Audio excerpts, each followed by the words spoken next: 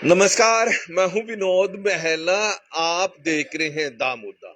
हरियाणा विधानसभा के चुनाव हुए और कांग्रेस पार्टी को उम्मीद थी कि हरियाणा में 10 साल के बाद सत्ता में लौट रही है। एग्जिट पोल आया तो कांग्रेस का भरोसा और ज्यादा बढ़ गया, लेकिन जब मतगणना हुई तो और शुरुआती दौर में कांग्रेस को लगा कि सत्ता में आ गए हैं, पटाखे भी कई जगह पर छोड़े गए, मिठाइयां भी बांटनी शुरू हो गई थी। लेकिन देखे तो घंटे के बाद सारे समीकरण बदल गए और मतगणना बढ़ती गई, कांग्रेस पार्टी पीछे हटती गई।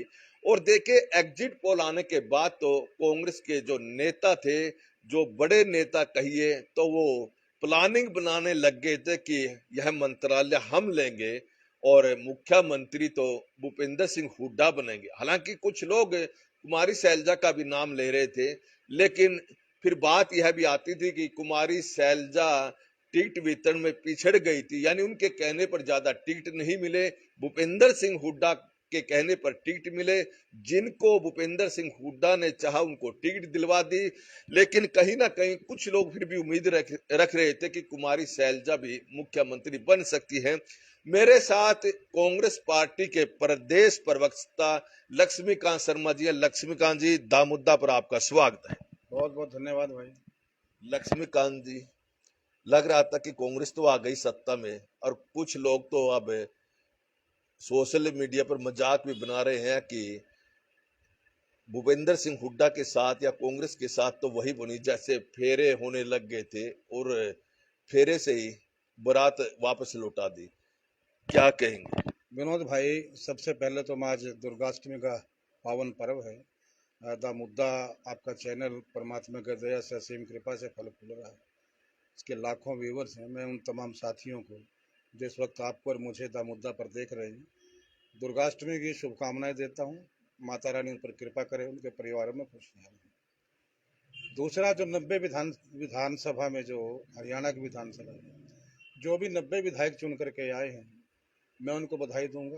वो किसी दल से संबंध रखते हैं, जनता ने उन्हें चुन करके भेजा है, वो विधानसभा पहुंचे हैं। और उम्मीद करूंगा कि 90 के 90 लोग जो सरकार में शामिल रहें, चाहे विपक्ष में रहें, जनता की मांगें उठाएंगे और जनता के हकों के लिए काम करेंगे। आपने एक प्रश्न किया कि जिस तरीके से आप अभी बता रहे थे, पहले तो मैं आपके उसका जवाब देता हूं कि आपने कहा कि मजाक बना रहे हैं। देखिए, तो एक राजनीति है। अगर इसको राजनीतिक दृष्टिकोण से देखें तो उनका हक है, वो कर सकते हैं। क्योंकि यहाँ एक चीज देखी जाती है ना, हार और जीत देखी जाती है। पूरे दुनिया के अंदर सिर्फ हार और जीत देखी जाती है, कुछ के लिए कोई मापदंड नहीं होता। क्यों हारे, कैसे हारे, कोई इस बात को देखना पसंद नहीं करता। जो लोग इस जीत का जश्न मना रहे हैं, मैं बड़े दावे के साथ कहता हूँ, हाँ ठीक है, कुछ बातें हमारी भी हैं। मैं ये नहीं कहता कि हमको दूध के दूल्हे इस मामले में रहे हैं कांग्रेस के मामले में। लेकिन जो लोग जश्न मना रहे हैं वो अच्छी तरह जानते हैं कि जीत कैसे मिली, किस तरीके से मिली, किस तरीके से उनके हाथ लगी है। अब ये तो संभव नहीं है विनोद भाई कि सारा ही तंत्र झूठा हो। सरकार की जो एजेंसी, खुफिया एजेंसी होती हैं, उनकी रिपोर्ट उठाइए। और सबसे बड़ी बात मैं आपको बता दूं कि जो सरकारी तंत्र होता है, जो ऑफिसर लोग होते हैं, जो सरकारी कर्मचारी होते हैं, सबसे पहले देखिए, मुझे भी इस मामले में 35 के करीब साल हो चुके हैं राजनीतिक क्षेत्र में। मैं भी सरकारें बनते बिगड़ते देख रहा हूँ, चुनाव में हिस्सा भी लेता आया हूँ। मैंने बहुत नजदीक से महसूस किया है कि जो सरकारी कर्मचारी होता है, उसको सरकार के आने जाने का आभास सबसे पहले होता है। और मैं दावे के साथ कह सकता हूं, एक दिन अपनी यहीं पर मेरे ख्याल से 5-6 रोज पहले बात हुई थी बैठ करके, मैंने तब भी कहा था कि हम सत्ता में लौट रहे हैं, हर हाल में लौट रहे हैं। क्यों? क्योंकि सारे इनपुट हमारे हक में थे, हर चीज हमारे हक में जा रही थी। सरकारी कर्मचारी की रिपोर्ट हो, चाहे सरकारी एजेंसियों की कोई रिपोर्ट हो, सर्वे के आंकड़े हों। और मैं सारे सर्वे के आंकड़ों को छोड़ करके, मैं सरकारी कर्मचारियों की बात को छोड़ करके, मैं फील्ड में रहने वाला आदमी हूँ, मैं क्षेत्र में रहता हूँ, मैं गली में घूमता हूँ, घर में जो लोगों तक मैं सीधा अप्रोच करता हूँ। जो तमाम इलेक्शन का कैंपेन था वो बता रहा था कि कांग्रेस सरकार आ रही है और बहुत ज्यादा बड़े मार्जिन पे आ रही है। उसके बावजूद भी सरकार का ना आना, किस तरीके से सारा सिस्टम ये हुआ है, किस तरीके से इलेक्शन की काउंटिंग के दौरान जिस दिन चुनाव चल रहा था, मैं उस दिन दिल्ली था, मैं बहन जी के पास था, हम चुनाव के परिणाम वहां पर देख रहे थे। वहां पर बड़ी एक घटना घटती है कि कुछ 12:30-1 बजे के मेरे ख्याल में मामला रहा होगा, जब एक ब्रेकिंग न्यूज आती है कि इलेक्शन की जो कमीशन की साइट है उसका सर्वर ठप हो चुका है और इसलिए उस पर आंकड़े अब नहीं दिखाए जा रहे। ये 1-1.5 घंटे का जो मामला था, ये क्या था? ऐसा भी कभी नहीं हुआ कि असेंबली के हरियाणा की असेंबली जब से मशीनें आई हैं कि 1-1.5 बजे के बाद काउंटिंग चली हो। और उस दिन क्या हो रहा था, 8 तारीख को 1-1.5 बजे के तक तो काउंटिंग के जो परिणाम है, मुश्किल से 4-5 रिजल्ट आए थे 90 में से। उसके बाद रिजल्ट आते हैं, उस प्रोसेसिंग को स्लो किया जाता है। ये सारा एक बड़ा सिस्टम था, तंत्र था। और वो कहीं ना कहीं जो एक बात आ रही थी कि 8 तारीख को कांग्रेस वाले ईवीएम को दोष देंगे, ये मुझे लगता है कहीं ना कहीं इसके अंदर कुछ ना कुछ तो था, खाली तो नहीं था। और भी बहुत सी बातें हो सकती हैं, आप उनसे वो पूछेंगे, मैं जानता हूँ आप मेरे से पूछेंगे, अनुबत्तेंगे, उनका जवाब भी दिया जाएगा, लेकिन ये भी एक फैक्टर था। यानी सीधे सीधे जो आपने कहा कि ईवीएम दोषी है, और अक्सर कांग्रेस वाले ईवीएम को दोष देते हैं। जब कर्नाटक में चुनाव होते हैं या फिर हिमाचल प्रदेश में कांग्रेस पार्टी की सरकार बनती है, तब ईवीएम ठीक है, लेकिन जहां कांग्रेस पार्टी हार जाती है वहां ईवीएम पर दोष देना, ये तो कांग्रेस पार्टी के लिए आम बात हो गई है। दूसरा मेरा साथ में सवाल है कि आपके ही नेता कहते हैं, कई नेताओं की बात कह रहा हूं मैं, उनके बयान आए हैं कि हम हारे हैं चुनाव, लेकिन भीतरघात से हारे हैं। और वो सीधे सीधे आरोप लगाए हैं कि भूपेंद्र सिंह हुड्डा के जो समर्थित बड़े नेता उनकी विधानसभा में रहे हैं, उन्होंने तो भीतरघात करवाया। आप ईवीएम पर भी दोष दे रहे हो, आप उन भीतरघातियों पर भी दोष दे रहे हो। मैंने कहा ना कि मैंने अभी आपको बताया कि मुझे पता था कि आप प्रश्न पूछेंगे, मैं जी, तैयार हूं इसके लिए। जी, मैंने कहा ईवीएम एक फैक्टर है, हम्म, मैंने पूरा का पूरा नहीं कहा। ईवीएम क्या कर लेता अगर हमारे लोग सही होते तो? हम्म, हम 70 से 72 सीट पे आ रहे थे, ईवीएम 10 सीट निकाल लेती, 20 निकाल लेती, हम 55 पर तब भी थे। हम्म, अगर सारा ईवीएम सिस्टम कर लेता। दिक्कत क्या है कि जिस तरीके से पूरा तंत्र जो चला गया, जो चली है मामला, अब इसको, अब आपने कहा कि जैसे चौधरी भूपेंद्र सिंह हुड्डा का नाम आया है, किसी भी नेता का नाम आए, मैं कहीं ना कहीं ये मानता हूं कि एक जिद, एक व्यक्ति की जिद कांग्रेस को कहीं ना कहीं लेकर के बैठी है। ये बोलिए ना, आप ईवीएम पर क्यों नहीं, दोष दे रहे हो? मैंने कहा ईवीएम भी एक फैक्टर है आप भाई, ईवीएम पे मैंने ही दोष कहा। देते हो, वो तो मैंने बहाना भाई बनाते हो सुन, ना। आप बहाना नहीं है ईवीएम को, भाई। आप ईवीएम बहाना को बहाना बहाना बनाते हो। बहाना नहीं बनाता, बहाना बनाना तो तुम आपको सीधा ना कहता। लेकिन ईवीएम भी तो एक फैक्ट, मैंने कहा ना, वो भी जोर लगा लेते हैं, वो भी कर लेते हैं। देखिए ना, कई चीजें होती हैं, 70 सीट 72 सीट हम जीत रहे हैं, 5 आप हरवा दो, 5 आप हरवा दो, 5-10 ईवीएम हरवा दे, तो आंकड़ा तो हो गया ना। कि कम से कम सरकार को तो इतना नहीं करना चाहिए, इस तरीके से स्तर को नीचे लेकर के नहीं आना चाहिए। सरकार की बात कर रहा हूँ, हमने जो किया वो तो हमारे सामने है भाई, उसमें कोई रोज रोड़ा ही नहीं है, देसी भाषा में कोई रोड़ा को नहीं है। लेकिन जो सरकार ने किया उसको क्या हम छोड़ दें कि एक आदमी ने पाप कर दिया दूसरे का पाप भूल जाएं? पाप जिसने भी किया है, दोनों का, तीनों का, सबका पाप गिना जाएगा। हकीकत यही है कि हमारी जिद थी, हमारे लोगों की जिद थी।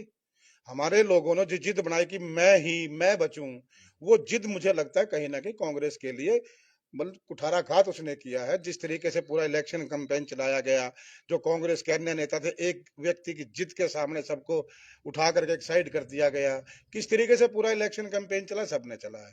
मैं बिल्कुल साफ तौर पर कहता हूं कि चौधरी भूपेंद्र सिंह हुड्डा कांग्रेस के बड़े नेता हैं। अगर वो बड़ा दिल दिखाते और ये दिखाते कि यार जहां जहां कांग्रेस के लोग काम कर रहे हैं, जहां जहां लोग कांग्रेस में लगे हुए हैं, सबको साथ लेकर के चले, सबको हिस्सेदारी मिले, कुछ शैलजा के साथियों को टिकट मिले। और शैलजा के साथी के लोकदल के लिए काम कर रहे थे। मैं तो एक बात पूछना चाहता हूं, हुड्डा साहब के साथी भी अगर कांग्रेस के लिए काम कर रहे हैं, शैलजा के साथी भी कांग्रेस के लिए काम कर रहे हैं, दूसरा कोई नेता उसके साथी भी कांग्रेस के लिए काम कर रहे हैं, अरे काम तो कांग्रेस का कर रहे हैं भाई, लोकदल के लिए तो काम नहीं कर रहे। ऐसा तो कहीं नहीं था ना कि उन्होंने बसपा के लिए काम किया या लोकदल के लिए काम किया और वो टिकट कांग्रेस में मांग रहे हैं। वही लोग टिकट मांग रहे थे जो कांग्रेस का काम कई कई साल से करते आए हैं, 30-30 साल, 35-35 साल उनको हो चुके हैं। लेकिन उनकी बजाय सिर्फ एक जिद बना ली गई कि नहीं यार, बस मेरा टेम्पो बने, मेरा मैं रहूं। भाई ऐसे नहीं चलेगा। आपके चैनल पे मुझे याद है अच्छी तरह, मैं 2 बार एक बयान दे चुका हूं, मैं पहले भी कह चुका हूं, आपने मुझसे प्रश्न भी किया है, मुझे आज भी याद है कि भूपेंद्र सिंह हुड्डा बड़े नेता हैं, मैंने तब भी आपको एक जवाब दिया था कि एक आदमी से संगठन कभी चल ही नहीं सकता, कोई भी हो। भारतीय जनता पार्टी की सरकार आई है, मैं स्वागत करता हूं। क्यों आई है आपको पता है इस बात का? कितने पुराने लोगों को किनारे किया गया है, कितने नए लोगों को मैदान में उतारा गया है। जिन लोगों ने हमारे साथ भी काम किया वो भी विधायक बन करके आए हैं। क्यों आए हैं? क्योंकि लोग अब चाहते हैं, परिवर्तन चाहते हैं, नए लोग आए, नई चीजें आए। जिन लोगों ने अपनी जवानियां लगाई हैं, जिन लोगों ने सब कुछ लगाया है पार्टी के लिए, उनको क्यों नहीं आप आगे आने देना चाहते भाई? क्यों दूसरे दलों से लेकर के आके आदमी सर के ऊपर बिठा देते हो? दूसरी बात मैं आपसे कहना चाहता हूँ, ये क्या मतलब हुआ कि अंबाला में चौधरी निर्मल सिंह चुनाव लड़ते हैं, वहां पर जसबीर मल्लोर जो है वो बागी चुनाव लड़ जाते हैं, रामकरण काला शाहबाद से चुनाव लड़ते हैं, वहां पर प्रेम हिंगा खड़ी बागी चुनाव लड़ते हैं, अंबाला कैंट से परिमल परी चुनाव लड़ते हैं, वहां से चित्रा सरवारा बागी चुनाव लड़ती हैं। दीपेंद्र हुड्डा जी आते हैं, अंबाला सिटी में जाकर के जसबीर मल्होर को बिठा देते हैं निर्मल सिंह के पक्ष में, बैठ जा भाई। अ, शाहबाद में रामकरण काला के पक्ष में प्रेम हिंगा खेड़ी को दीपेंद्र हुड्डा बिठा देते हैं। तो चित्रा सरवारा को बिठाने में क्या दिक्कत थी वहां पे अंबाला कैंट में? इसका जवाब कौन देगा? मेरे कहने की जरूरत नहीं है विनोद भाई, सारी दुनिया देख रही है। मैंने फिर कहा है कि हमें इस मामले में आगे बढ़ना होगा, देखना होगा, हार के कारणों का मंथन होगा। और मैं एक मानता हूं, ये हार कांग्रेस की हार नहीं है, ये हार हरियाणा की जनता के हितों की हार है। ये हार जो है वो हरियाणा के किसान की हार है, हरियाणा के नौजवान की हार है, जो महिला शक्ति है, जो उत्पीड़न का शिकार है, उसकी कैसे हार हार है? महिलाओं की हार कैसे है? कैसे किसानों की हार है? ये तो जैसे कांग्रेस की हार है ना, कांग्रेस की गुटबाजी की हार है। अब किसानों ने तो वोट दी है भारतीय जनता पार्टी को, भाई या अब महिला ने भी वोट दी है। बगैर महिलाओं के भारतीय जनता पार्टी की सरकार कैसे बन सकती थी? अब आप वही बात है ना भाई, अब वो तो बन गई ना। इसीलिए वो कहते हैं ना, कोई देसी बात है, बोला जो जीता वो सिकंदर, बाकी सारे बंदर। ये एक बड़ी देसी कहावत है, वो सही है। क्यों मैंने कहा कि क्यों बन गई, कैसे बन गई, योगदान किसका है, चाहे किसी और का XYZ जो भी है, जिसका भी योगदान है, मैंने इसलिए सबसे पहले उन 90 विधायकों को बधाई दी है। इसीलिए दी है क्योंकि वो जनता के मत से चुन करके विधानसभा में पहुंच चुका है। कैसे पहुंचे कोई मायने नहीं रखता। अच्छा, आपने चित्रा सरवारा की बात की कि दीपेंद्र हुड्डा गए अंबाला सिटी में, जो बागी कैंडिडेट थे उनको बिठा दिया, या प्रेम हिंगा खेड़ी को यहाँ पर शाहबाद में बिठा दिया।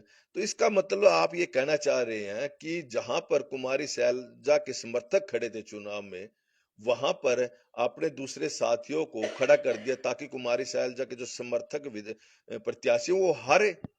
मेरा कहने का भाव विनोद भाई सीधा सा है कि एक मापदंड सब पर लागू होना चाहिए। जो पार्टी का कैंडिडेट है, आप जिसके लिए मेहनत कर रहे हैं, टिकट किसने दी, किसने मिलवाई, वो एक मामला। जब टिकट मिल जाती है, टिकट मिलने तक एक लेवल होता है, लेकिन टिकट मिलने के बाद एक लेवल होता है पार्टी का। ये भाजपा का कैंडिडेट है, ये कांग्रेस का कैंडिडेट है, ये इंडियन नेशनल लोकदल का कैंडिडेट है। वहां पे अभय चौटाला का, हुड्डा का, खट्टर साहब का, इनका नाम कहीं नहीं आता। ये आता है कि ये अधिकृत उम्मीदवार है, उसको चुनाव चिन्ह मिलता है। हमें उसके लिए काम करना चाहिए। मेरा मानना है कि ईमानदारी के साथ अगर मैं करूं तो मेरा फर्ज सबके लिए बनता है, एक व्यक्ति विशेष के लिए नहीं बनता। वहां पर हमारा फर्ज, जीत हार बाद की बात है, वो जीतती है परिमल परी का क्या होता तो एक सेकेंडरी फैक्टर था, लेकिन हमारा दायित्व तो यह था कि हम उसके हक में अपना कैंडिडेट विड्रॉ करें। वहां क्यों नहीं? अब ये जो सवाल है, ये मेरे कहने की जरूरत तो नहीं है, मेरे ख्याल से ये तो सरेआम हो चुके हैं। तो कहीं ना कहीं मेरा मानना है कि इस तरीके से जो ये व्यक्तिवाद हावी रहा है, इससे हमें बाहर निकलना होगा, संगठन को बाहर निकालना होगा। देखिए पिछले 10-12 साल से कांग्रेस का संगठन नहीं बन पाया। उसकी वजह क्या है भाई? क्यों नहीं बन पाया? अब पहले तो कहते हैं साहब तंवर साहब प्रधान थे, तो वहां पर हुड्डा साहब का नाम आ गया, उन्होंने नहीं बनने दिया। फिर उसके बाद मामला दूसरा आ गया कि साहब शैलजा जी को प्रधान बनवाया, हुड्डा साहब नहीं बनवाया, तब भी संगठन नहीं वो बन पाया। उसके बाद उनको हटा करके उदय भान जी प्रधान है, अब तो हुड्डा साहब की उदय भान जी की जोड़ी थी, अब भी नहीं बन पाया। कमी कहाँ है? क्यों नहीं बना रहे? क्यों, किस चीज के लिए? देखिए हर आदमी को काम करने का चाव होता है, हर आदमी को शौक होता है। ठीक है, कुछ आदमी हमारे जैसे हैं, पद मिले ना मिले, हमें तो काम करना है भाई, हमारी एक लालसा है। हम तो देश के लिए है, हम पार्टी के लिए, हम इसलिए काम कर रहे हैं। हम पद के लिए नहीं कर रहे कि पद मिलेगा, जिला अध्यक्ष बनूंगा या प्रदेश में बनूंगा या कहीं बनूंगा तो वहां काम करूंगा, नहीं। हम सिर्फ, मैंने पहले भी कहा, मैं हर बार ये बात दोहराता हूं कि मैं इस देश को देख करके कांग्रेस की राजनीति करता हूँ। वो लेकिन सबको तो कुछ ना कुछ तो चाहिए यार। क्यों नहीं आप उनको, क्यों संगठन में एडजस्ट नहीं कर सकते? आप 10 आदमियों को काम पर लगाएंगे, वो 10 पार्टी का तो प्रचार करेंगे, कोई तनख्वाह थोड़ी देनी है उनको, एक चिट्ठी देनी है, वो काम करेंगे तालमेल के साथ। वजह क्या, मैं फिर कहता हूं, जिद हैवी है, कहीं ना कहीं मुझे लगता है कि जिद हैवी है। उस जिद को छोड़ करके आगे बढ़ करके सबको साथ लेकर के, मैं हमेशा एक मानता हूं, आप परिवार में बड़े हैं, आपको 10 पैसे ज्यादा मिल जाएं, मैं छोटा हूं, मेरे को 10 पैसे कम मिल जाएं, ये भाई थोड़ा बीच में है, इसको और 2 पैसे कम मिल जाएं, मतलब मिल बांट करके तो चलोगे ना। आप अंदाजा लगाइए कि अगर एक परिवार में एक ही आदमी को सब कुछ मिलेगा और बाकी सारों को आप साइड लाइन करोगे तो क्या रहे, परिवार बचेगा क्या? अच्छा, जैसे आपने चित्रा सरवारा को लेकर बात की है कि भूपेंद्र सिंह हुड्डा खेमे की थी और वो आजाद प्रत्याशी के तौर पर चुनाव लड़ी। यहाँ अगर देखिए पुंडरी विधानसभा की बात करें, बगल में रणदीप सिंह सुरजेवाला के यहाँ सतबीर बाणा, वो भी तो चुनाव लड़े। जो काम भूपेंद्र सिंह हुड्डा ने किया, रणदीप सिंह सुरजेवाला भी तो यही काम कर रहे हैं ना। वो भूपेंद्र सिंह हुड्डा के समर्थक जो प्रत्याशी थे जिनको टिकट मिला था, सुल्तान जडूड़ा, तो वहां पर आपके जो खेमे के लोग हैं, आप लोगों ने भी सतबीर बाणा को बिठाया, नहीं भी आप चुनाव मत लड़िए। ठीक है, हमारा तो पहले मैं बताऊंगा भाई, पहले तो हमारा कोई खेमा नहीं है। हमारा खेमा सिर्फ एक है, कांग्रेस। बहन शैलजा है, शैलजा का खेमा कांग्रेस है। शैलजा जी कांग्रेस की राजनीति करती हैं, संगठन की राजनीति करती हैं। वो किसी को उन्होंने मुझे मैंने आज तक जीवन में देखा नहीं कि उस महिला ने किसी को धमकी दी होगा कि मेरी बात नहीं मानी गई तो मैं ऐसा कर दूंगी, जबकि बाकी लोग करते आए हैं। और वहां पे हमारा कोई कैंडिडेट था भी नहीं। जहां तक सतवीर भाना का मामला आपने कहा है, ठीक है, वो क्या है, वो सज्जन सिंह ढुल भी चुनाव लड़ रहे हैं, वो तो हुड्डा साहब के साथी थे। मैं इनका ये कितने कारण है विनोद भाई कि जिनके ऊपर जाना बहुत एक लंबी फहरिस्त है। कहीं ना कहीं ऐसा लगता है कि मतलब कोई खेल तो नहीं किया गया। कांग्रेस, मैंने कहा ना कि कांग्रेस हारी जरूर है, गई कांग्रेस है, लेकिन कहीं ना कि उसमें क्या मामला है ये अभी आने वाला समय बताएगा। हाईकमान ने भी फैक्ट फाइंडिंग कमेटी एक गठित की है, वो भी इस चीज के निकालेंगे। मेरे जैसा जो आदमी है जिन्हें 30 साल यहाँ पर खोए हैं कांग्रेस के लिए, जिंदगी लगाई है, हम जैसे लोग भी हैं, हम भी जाएंगे दिल्ली, अपनी बात भी रखेंगे, अपनी बात भी कह करके कहाँ आएंगे। होता है, कहाँ इस तरह की कमेटी पता नहीं कितनी बार बनती है। अलग अलग राज्यों की बात करें, आपके हरियाणा राज्य की अगर हम बात करें, राज्यसभा का चुनाव हुआ था, स्याही कांड हुआ था, उस समय भी कमेटियां बनाई गई थी, क्या हुआ? कुछ भी नहीं होता। तो उन्हीं का खामियाजा तो भुगत रहे हैं। मैंने कहा ना, खामियाजा किस बात का भुगत रहे हो आप? इसी चीज का तो खामियाजा भुगत रहे हैं ना, कि अगर आप प्रॉपर वे में चलेंगे, उनके जो भी कमेटी बनाते हैं उनकी रिपोर्ट से लीजिए, लागू कीजिए। अब हमारा अभी ये जो भी चीज आती है, देखिए मैं बड़े बेबाक तरीके से हमेशा अपनी बात रखता हूँ, मुझे इस बात से कोई गुरेज नहीं होता, क्योंकि मैं जो बात कहता हूँ, मैं वो कहता हूँ कि जिससे पार्टी का फायदा होना चाहिए। क्यों? पार्टी बचेगी, देश बचेगा, देश बचेगा तो मैं बचूंगा। यहाँ लेकर के आपको मानना पड़ेगा। मैंने पहले कहा भी है कि कुछ लोग अपने निजी हित के लिए काम करते हैं, कुछ लोग पार्टी के लिए काम करते हैं, संगठन के लिए काम करते हैं। आज दिक्कत ज्यादा है कि पार्टी के अंदर कुछ लोग ऐसे हैवी हो चुके हैं जो व्यक्तिगत फायदे के लिए ज्यादा काम करते हैं। उनको पार्टी हित का कम ख्याल है। वो सोचते नहीं कि पार्टी ने उनको कहां से कहां पहुंचाया है। जिस वक्त उन लोगों की आंखें खुल जाएंगी, उनको पता चल जाएगा, मेरे ख्याल से वो होश में आएंगे, तो कुछ ना कुछ सुधार आएगा।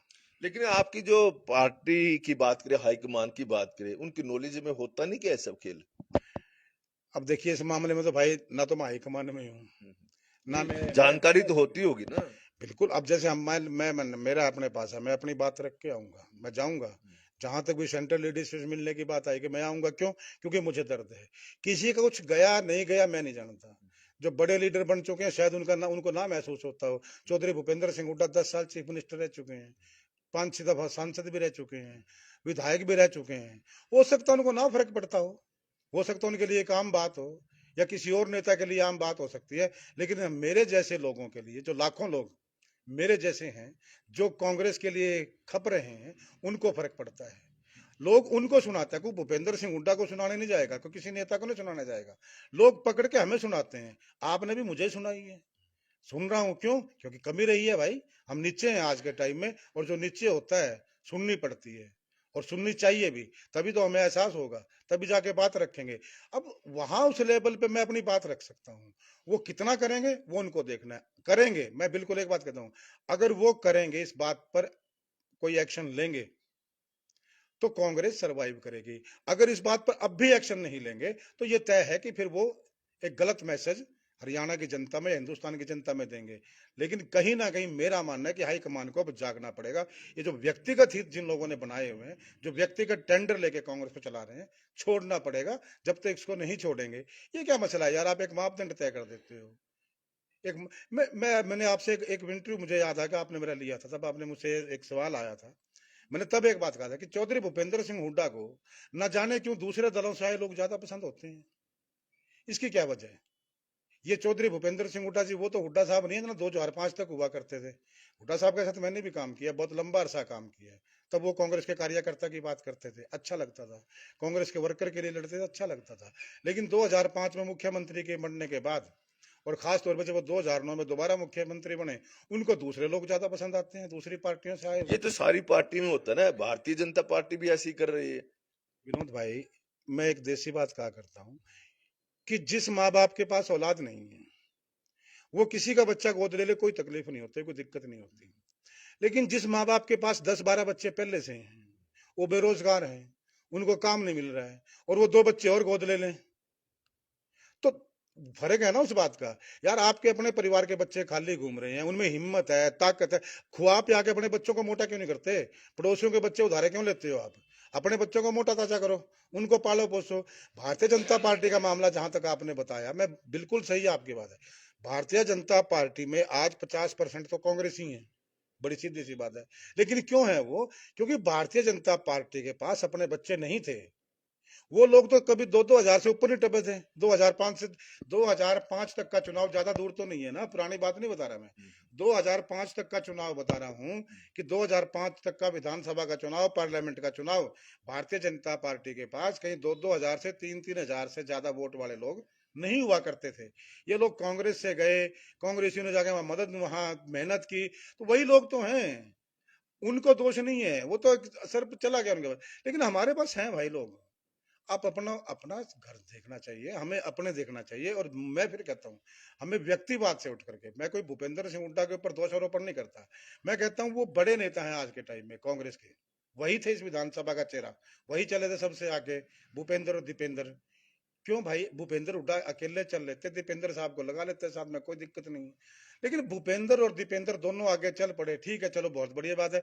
लेकिन भूपेंद्र सिंह हुड्डा जी जब परिवार के मुखिया हैं, तो परिवार के मुखिया का फर्ज बनता है बड़ा दिल दिखाना। मेरे पास परिवार की जिम्मेदारी है, मेरे माले 4 बच्चे हैं, मेरे 2 भाई हैं, तो मेरा दायित्व तो बनता है कि मैं चारों बच्चों को और दोनों भाइयों को हिस्से के साथ लेके चलूं। ये नहीं कि सारी संपत्ति पे कुंडली मार करके खुद बैठ जाऊं और भाइयों को भी बोल दूं यार तुम्हारा कुछ नहीं है, और बच्चों को बोलूं तुम्हारा कुछ नहीं है। अच्छा, आपने कुमारी शैलजा की निष्ठा की भी बात की है कि बड़ी निष्ठावान है, लेकिन देखिए इन चुनाव में प्रचार करने के लिए तो कुमारी शैलजा भी बहुत लेट आई है। लेट आई नहीं है, वो एक मामला, लेट आई आई। तो लोगों के बीच सुनो में ना, तो मैसेज चला गया ना, इनकी गुटबाजी है। सुनो, गुटबाजी का मामला नहीं हुआ करता भाई साहब। कितने थप्पड़ खाओगे आप? कितनी बार बेइज्जती सहन करोगे? यार, दर्द सबको होता है भाई, विनोद भाई। किस एक तो सेकंड, आप आप इसके लिए भूपेंद्र सिंह हुड्डा को मेरा दोष जवाब दे रहे दीजिए। हो और हाँ, अपनी मैं पार्टी हाईकमान नहीं को साहब, देना। जो सुनिए ना, आप जवाब तो लीजिए पहले, उसके बाद तक आपका आपकी बात, आप एक प्रश्न कर देना। चोट जिसको लगती है, एक बार सहेगा, 2 बार सहेगा, 3 बार सहेगा, कब तक कहेगा यार? लेकिन मैं फिर भी उस महिला को शाबाशी देता हूँ, उसने पार्टी छोड़ने की बात नहीं की, उसने पार्टी से बगावत करने की बात नहीं की। ठीक है, वो 4 दिन अपने घर में रही है, और हर आदमी को हक है। मेरी हमें भी दिक्कत होती है, जब हमें दिक्कत मुझे कोई तकलीफ होती है, तो मैं भी एक दिन घर में बैठ के आराम करता हूँ, सोचता हूँ आराम से शांति के साथ, यार क्या करना है, उसका परिणाम निकालते हैं। आखिर 4 दिन के बाद वो आई हैं, हर रैली में भी गई हैं, पूरे हरियाणा का दौरा किया, पूरे हरियाणा में वो घूमी है, क्या कमी रहेगी भाई? तो ये नहीं कह सकते, आप उसकी निष्ठाओं पे सवाल नहीं उठा सकते। नहीं, आपने एक, चोट की बात की, भी चोट लगी है, कौन मार रहा है चोट? ये अब मेरे ख्याल से तो बताने की जरूरत नहीं है भाई। बताओ ना। बता तो दिया आपको कौन? कि जब व्यक्तिवाद हावी होगा, टिकटें किसने बांटी हैं सारी तो हरियाणा में टिकटें कहाँ गई? व्यक्तिवाद की बात की, भूपेंद्र सिंह हुड्डा व्यक्तिवाद करे, मान लीजिए, लेकिन ऊपर भी तो बैठी है हाईकमान, वो ऐसा क्यों होने दे रही है? उनको देखना चाहिए। तो अभी मैंने एक बात कही ना, अभी इससे पहले प्रश्न देखो, एक बात को अपन 4 बार गए, एक बार गए, मैं तो उसका ही गिरना। मैंने कहा कि हाई कमांड के पास अब रिपोर्ट्स जा रही हैं, फैक्ट फाइंडिंग कमेटी गठित की है, और लोग भी जाएंगे। अभी हम जैसे लोगों का तो कोई बुलावा नहीं है ना वहां उस कमेटी में। लेकिन मेरा अपना मानना है कि मैं भी एक अपनी रिपोर्ट इस हरियाणा के इलेक्शन के बारे में आदरणीय राहुल जी को, खड़गे साहब को सौंप करके आऊं। वो कहाँ फेंके, काम करें, कार्रवाई करें, उनका मामला है। लेकिन मैं इस चीज से मुक्ति पाना चाहता हूं कि मैंने देखा है, मैं उसको बर्दाश्त नहीं कर सकता। मैंने बहुत कुछ टूटते देख लिया। इतना ये तो कल्पना से परे है। ये जो हार है, हारे पहले भी, पहली दफा थोड़ी हारे हैं, बहुत बार हार देखी है, ऐसा नहीं कि पहली बार देखी है। पार्लियामेंट में 54 सीटें आई, वो भी देखी हैं। पार्लियामेंट में 44 सीटें आई, वो भी देखी है ना। लेकिन ये जो सीटें हैं, आज तो 90 में से 37 हैं। उतना दर्द 550 में से 44 का आने का दर्द नहीं है मुझे, जितना दर्द 90 में से 37 का है कि यार हम 70 प्लस जा रहे हैं, हम 40 से नीचे आके बैठ गए। कारण कोई भी रहा, उसका कोई वजह है, कैसी है, लेकिन आए क्यों, ये सारी चीजें नोट करके देख के सबमिट करना, रिपोर्ट सबमिट करना हमारा फर्ज बनता है, मंथन करना हमारा फर्ज बनता है। फैसला हाईकमान लेगा, लेगा तो ये बहुत जरूरी है और लेना चाहिए कांग्रेस के लिए, भविष्य के लिए। ऐसा कुछ नहीं कि खत्म हो गया, रात आती है, कई बार रात बहुत गहरी भी होती है, बहुत अंधेरी भी होती है, लेकिन ऐसा कभी आज तक नहीं हुआ कि सूर्योदय ना हुआ हो। सूर्य तो निकलता है, फिर सूर्य निकलेगा, लेकिन उस सूर्य की चमक को और ज्यादा चमकाने के लिए, एक नए सवेरे के लिए हाईकमान को भी अब देखना होगा। और मैं फिर कहूंगा कि नए लोगों पर भरोसा जताना होगा, कांग्रेस के लोगों पर भरोसा जताना होगा, सबको साथ लेकर के सामूहिक रूप से चलना होगा। जब सब साथ चलेंगे ना, अब भारतीय जनता पार्टी की बात क्या है तो सारे देते हैं, वो सत्ता में है या जैसे भी है आज, वैसे तो सत्ता का बड़ा फर्क होता है। जब कांग्रेस सत्ता में थी तो वहां भी एक लाइन में चलते थे सभी। आज भाजपा सत्ता में है केंद्र में, मोदी जी का एक चेहरा उनके पास है, तो वो जो सत्ता का जो मामला है वहां सारे इकट्ठा उस डंडे की वजह से इकट्ठा हो जाते हैं। लेकिन मैं उस चीज पर जाना चाहूंगा कि जहां आप सबको साथ लेकर के चलोगे, साथ कभी भी बुरा नहीं होता, साथ लेकर के चलने में कोई हर्ज भी नहीं होता। आप सबको सम्मान दीजिए, हिस्से से हिसाब से दीजिए, तो निश्चित तौर पर कांग्रेस फिर वापस आएगी, कहीं दूर जाने वाली नहीं है। लेकिन शर्त सिर्फ इतनी सी है कि अब हमें जागना होगा, हमें लोगों के बारे में सोचना होगा।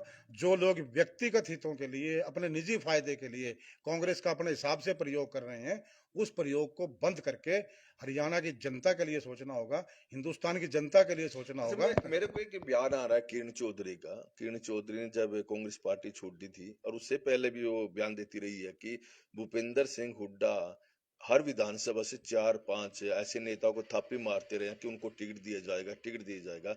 लेकिन ये बाद में जब चुनाव आएगा तो ये भागी होकर चुनाव लड़ेंगे। क्या किरण चौधरी बिल्कुल सही कह रही थी फिर वो? हाँ, मैं आपने मेरे को बहुत अच्छी बात याद दिलाई, बहुत बढ़िया प्रश्न आपने किया।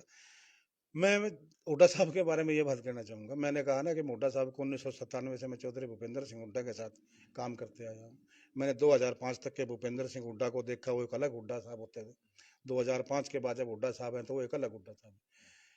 इसी चैनल के माध्यम से एक प्रश्न आ जाता है, वो किरण चौधरी के प्रश्न में ही है। आप एक विधानसभा में 4, 5, 10 कैंडिडेट तैयार कर देते हो, ठीक है, और जब चुनाव आता है उन 10 के 10 को बाईपास करके 11वां कहीं और से लेकर के आते हो। अच्छा है क्या ये? शाहबाद के अंदर मेरे ख्याल में 15 कैंडिडेट तैयार कर दिए गए भूपेंद्र सिंह हुड्डा के खाते से, ठीक है, तब की लगी जो भी लगी, जो भूपेंद्र सिंह हुड्डा का नाम लेते थे। अच्छा होता कि अगर आप उनमें से किसी को टिकट देते, ठीक है ना साहब, आपने सबको एक साइड में करके और एक अलग आदमी को दे दिया। मैं कोई इसका ये नहीं कह रहा कि भाई क्यों दिया क्या ना दिया, वो उनका भूपेंद्र सिंह हुड्डा को उसके उनके जो साथी हैं उनका मामला है। लेकिन एक प्रश्न है मेरा तो सिर्फ कि आप 5 साल काम लेते हो किसी और से, और किसी और में भी एक से ले लो तो कोई बात नहीं, आपके पास चॉइसेस हैं। कभी यहां भी ऐसे ही हुआ था कि हुड्डा साहब ने, देखिए मैं वही बात है, मैंने भी काम का मतलब बड़े खुला कहता हूँ साथ काम किया है, लेकिन उसके बाद जिन नेताओं के साथ काम किया उन्होंने बिल्कुल सिंगल के हिसाब से वो चले हैं, अगर मदद की तो एक के हिसाब से की। लेकिन हुड्डा साहब ने तो 4-5 तैयार करके और उसके ऊपर टिकट किसको बोला, छठे को दे दो। ये कौन सा, ये वो कांग्रेसी कहाँ जाएंगे भाई। अब देखिए जुलाना के अंदर मैं कोई विनेश फोगाट का विरोधी नहीं हूँ, मुझे उसके से कुछ लेना देना भी नहीं है। उस महिला ने देश का नाम रोशन किया, मैं सहमत हूँ। वो ओलंपिक खेल के आई है, मैं इससे भी सहमत हूँ। उनको भरपूर पैसा मिला, मैं इससे भी सहमत हूँ। लेकिन कांग्रेस की टिकट देने में मैं बिल्कुल सहमत नहीं हूँ, चाहे भूपेंद्र सिंह हुड्डा मुझे जो मर्जी कर ले। इसलिए सहमत नहीं हूँ कि उस महिला ने जो ओलंपिक जीत करके आई है उसका रिवार्ड लिया है, पैसा मिला है, सब चीजें मिली हैं, तो कांग्रेस के वर्कर का जो हक था वो काट के उसको क्यों दे दिया भाई। जुलाना में कांग्रेस ही नहीं थे क्या? बजरंग पूनिया में ऐसी क्या खूबी थी? ठीक है वो पहलवान है भाई, सम्मान है देश का, हम सम्मान करते हैं अपने पहलवानों का, अपने सभी कलाकारों का भी करते हैं, लेकिन किसी के एक व्यक्ति का हक मार के किसी को देना कौन सी समझदारी है। बजरंग पूनिया जो कांग्रेस का प्राइमरी मेंबर तक नहीं होता है, उसको ऑल इंडिया किसान कांग्रेस का कन्वीनर बना देते हैं, को कन्वीनर बना देते हैं। क्या है ये? क्यों भाई? लक्ष्मीकांत शर्मा ने 30 साल खो दिए, मैं प्रदेश में पहुंचा हूं बड़ी मुश्किल से, मुझे बना दो भाई तुम्हें। अरे मैंने जिंदगी दी है यार, मेरे जैसे लाखों लोगों ने जिंदगी दी है। आप उनको सेंटर में लेके नहीं जाते हो, उनको बढ़ावा नहीं देते हो। एक खिलाड़ी आया, एक फिल्म स्टार आया, वो उठाया, 4 दिन घूमा, पब्लिक में गया, और पब्लिक में भी नहीं गया साहब, सिर्फ बड़ा स्टार है, उसको ऑल इंडिया का बना दिया। उसके पास क्या तजुर्बा है भाई किसान कांग्रेस को चलाने के लिए? क्यों? क्यों कांग्रेस के वर्कर का हक मारते हो? क्यों ऐसे काम करते हो? ये चीजें हैं जो कांग्रेस को देखनी होगी। हो सकता है किसी को मेरी बात बुरी लगे, लेकिन मुझे इससे परवाह नहीं है। वो दोनों तो डायरेक्ट राहुल गांधी के पास गए थे। साहब राहुल गांधी जी डायरेक्ट उनको उठा के नहीं, मैंने फिर कहा ना कि कोई तो लेके गया होगा। राहुल गांधी जी के पास तो डायरेक्ट मैं भी गया हूँ, हम भी मिले हैं। मैं तो भारत जोड़ो यात्रा में 3 दिन चला हूँ 3 दिन। तो हमें क्यों नहीं है, कोई लेके जाएगा साहब। देखिए हर चीज का एक तय होता है। राहुल गांधी जी, अब नरेंद्र मोदी जी के लिए आप एक बात कहें, जो प्रधानमंत्री हैं, क्या हर आदमी नरेंद्र मोदी जी के पास पहुंच सकता है? कोई ना कोई बड़ा नेता उसको मान ली मैं जाना चाहता हूँ या आप जाना चाहते हो, आप सीधे मोदी साहब के पास नहीं जा सकते, क्योंकि अब नरेंद्र मोदी नहीं है, वो प्रधानमंत्री नरेंद्र मोदी है। उनके पास जाने के लिए आपको कम से कम हरियाणा के चीफ मिनिस्टर तक का लेवल चाहिए, किसी सांसद का साथ चाहिए। ये नहीं कि विनोद महिला चला गया, लक्ष्मी चला गया या कोई और चला गया। अच्छा, होडल की बात कर ले, शायद आपके प्रदेश अध्यक्ष ने वहीं से चुनाव लड़ा, होडल से लड़ा गया। जी जी जी।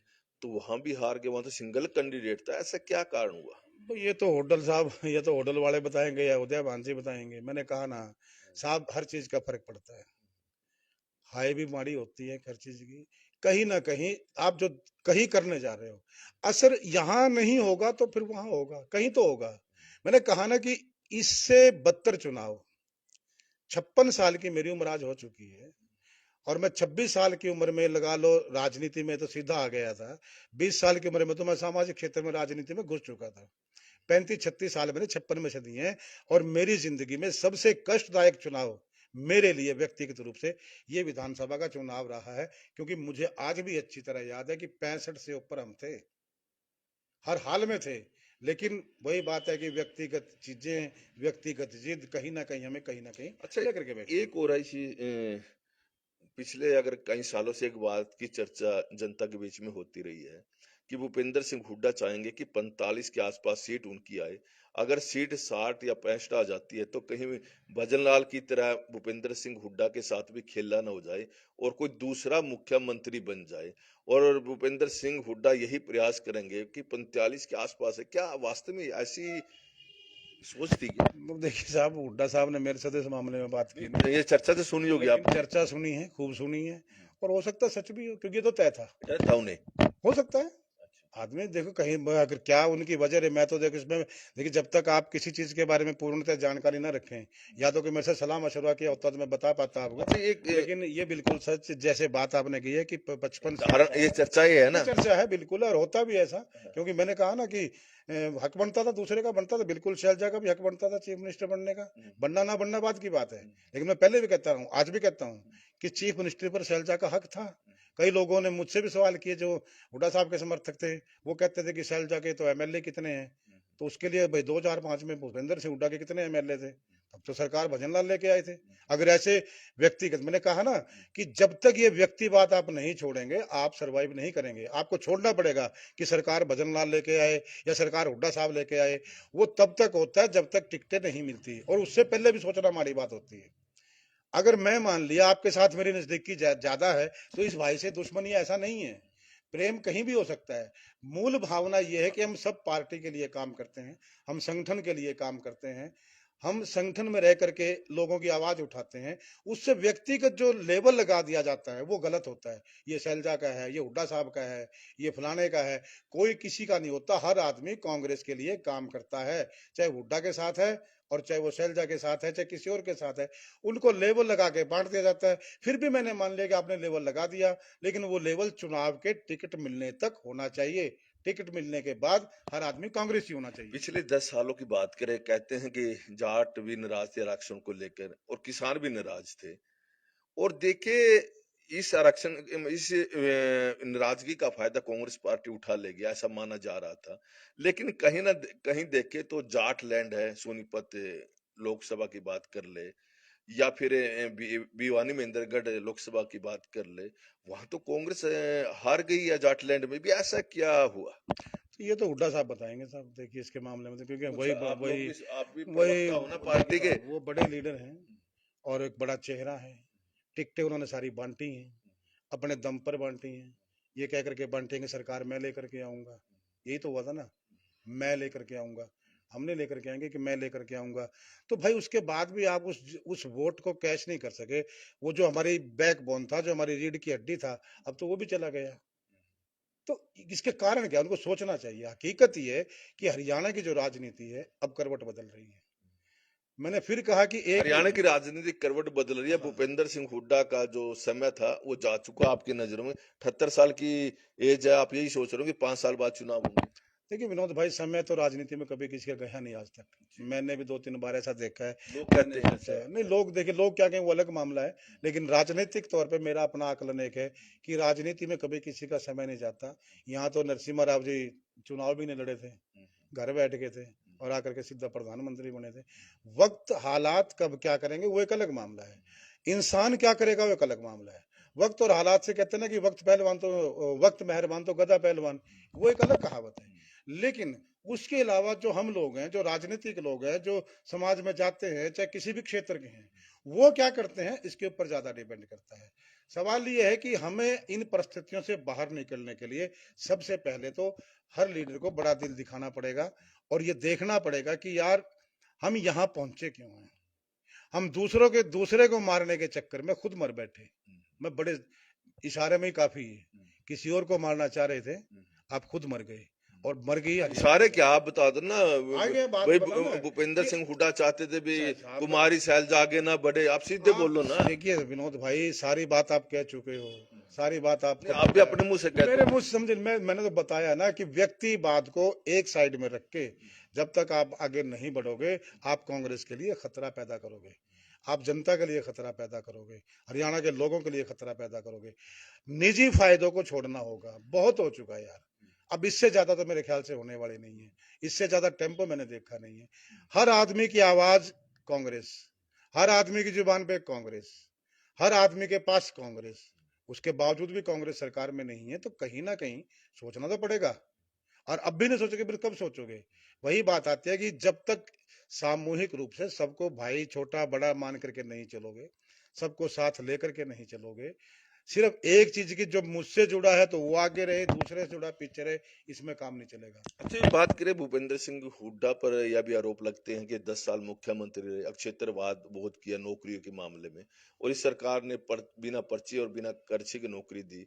और लगा कि कुमारी सैलजा तो बहुत कमजोर दिखाई दे रही है, उनके कहने पर जब टिकटों नहीं मिला तो मुख्यमंत्री उन्हें कौन बनाएगा।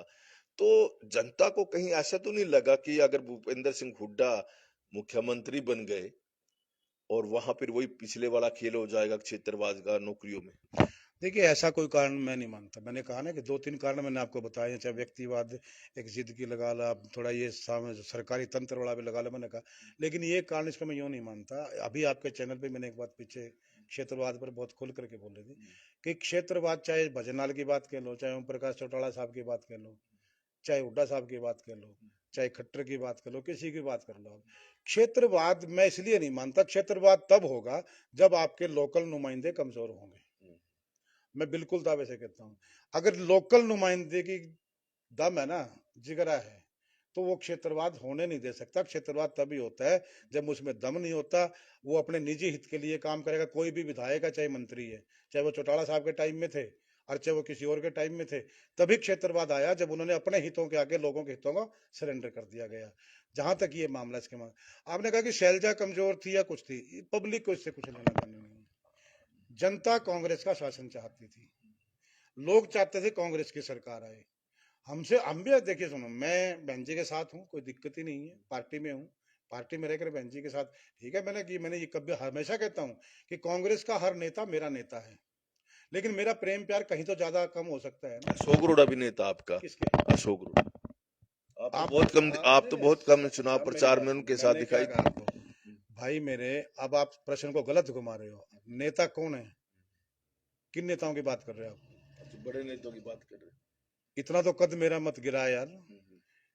मैंने अपने नेताओं की बात की है कि अच्छा, जो अपने मेरे नेताओं की बात। मैंने उन नेताओं की बात अच्छा, की। अशोक रोड़ा के साथ आप भी बहुत कम दिखे प्रचार में, ऐसा क्या कारण है? जहां जहां उन्होंने बुलाया, जहां जहां उन्होंने गए बुलवाया, आप वहां बुलाने पे गए, वैसे नहीं गए? मेरी बात सुनिए भाई, देख मैंने कहा ना दोस्त, शादी ब्याह के मामले में आपके घर कौन आएगा जिसको आप चिट्ठी दे के बुलाओगे, प्यार से बुलाओगे, भाई साहब मेरे घर शादी है, लक्ष्मीकांत जी आपने शादी में आना है, तो ही आऊंगा ना। तो वैसे तो मैं आके कुछ नहीं सकता भाई साहब। ये थे हमारे साथ लक्ष्मीकांत शर्मा। लक्ष्मीकांत शर्मा ने बड़ी बेबाकी से अपनी बात कही। उन्होंने कहा कि व्यक्तिवाद इस दफा हावी रहा है और लोगों को भी लगा कि भूपेंद्र सिंह हुड्डा ज्यादा हावी है, हो सकता है कि सीएम ना बन जाए। और बहुत सारे लोग नहीं चाहते थे कि व्यक्तिवाद के कारण एक ही आदमी के पास चौधर रहे, इसका नुकसान कांग्रेस पार्टी को हुआ है। हालांकि जो कांग्रेसियों की आदत है वो है कि ईवीएम पर सवाल खड़े करना, और लक्ष्मीकांत शर्मा ने भी सवाल जरूर खड़े किए हैं और कहीं ना कहीं बाद में निश्चित तौर पर आ गए कि कांग्रेस क्यों हारी है।